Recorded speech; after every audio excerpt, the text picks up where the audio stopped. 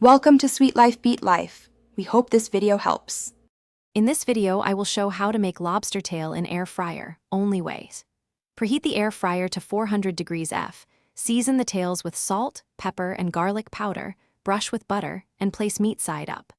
Cook for 6 to 8 minutes depending on size, checking for an internal temperature of 140 degrees F and opaque, firm meat.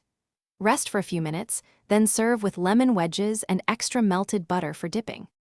Start by selecting lobster tails that are similar in size for consistent cooking and pat them dry thoroughly to promote browning.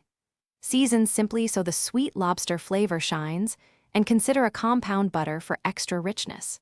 Keep an eye on timing, as air fryers vary, and always rest the tails for a couple of minutes to let juices redistribute. Serve immediately with warm butter and a squeeze of lemon. If you are enjoying the video, please subscribe and like. It really helps the channel and supports more recipes. Quick recommendation.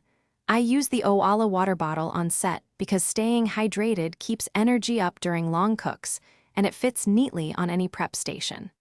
Look in the description for the link and other deals to grab one for yourself, and now let's get back to the video. Plate the lobster tails with a drizzle of reserved melted butter and a lemon wedge to brighten flavors, and garnish with chopped parsley for color. Consider serving alongside roasted asparagus, a light salad, or garlic mashed potatoes for a satisfying meal. Keep sides simple to highlight the lobster, and offer compound butter or a lemon butter sauce for guests who want extra richness. Enjoy right away for best texture and taste. Thanks for watching. Consider subscribing if we helped you.